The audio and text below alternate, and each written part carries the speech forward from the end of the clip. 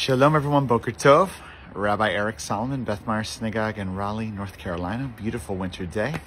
Morning Torah. So this week's Torah portion, Parshat Bo, continues the journey of our people, and specifically Moses, Moshe Rabbeinu, going to Pharaoh, starting the plagues, kind of the dynamic back and forth. But I want to make like a more writ large Torah teaching related to today, because today is International Holocaust Remembrance Day, established by the United Nations decades ago to remember the 6 million, sadly, who were murdered in the Holocaust, in the Shoah, and make a connection here. You know, writ large, Moses himself experiences a potential or a genocide. I mean, obviously, our people were enslaved, the Hebrews, but in addition, he himself has to escape. His mom puts him in a basket to go down the Nile River to escape being killed, because it says in the first Torah portion of Exodus that all baby boys should be killed by the midwives. They don't do that, thank God. They resist.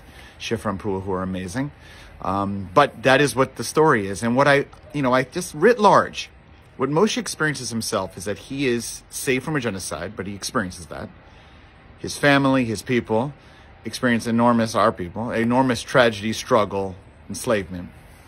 But ultimately, Moses doesn't let that terrible experience, as much of it as an effect it has on him, and sadly, it goes on throughout Jewish history, where our people have been oppressed, attacked, persecuted. He doesn't let that ultimately define him.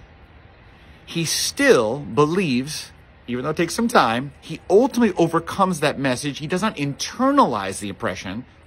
He fights against it and still can dream of a promised land, of a better way, a better life, and he's willing to fight and push forward and inspire others to do it. And eventually, he's making them say himself, but he does lead the people to the promised land. The same thing here in remembering of our sadly, our 6 million. You know, it's impossible to describe the devastation this has had on our people, and to some degree on the world, but definitely on our people. And we still carry to this day, I do, most, if not all, Jews today, we carry with us the memory of it, the oppression, the pain, the anger, the sadness. That's what Holocaust Remembrance Day is about, remembering and committing to never let it happen, please God, again, not only to our people, but to any people. But what I'm perhaps most proudest on this day is that we don't live only with the sadness, the tyranny. We have not let it internalize us or freeze us. We still dream of a better world. We still push for a better world for our people in the state of Israel, United States, other countries, and for the world. We don't give up. So it doesn't mean we don't live with that pain and fear. It's still there. But like Moses, who dreamt of a promised land and pushed for it, so too we do the same. And that is the Jewish Torah message.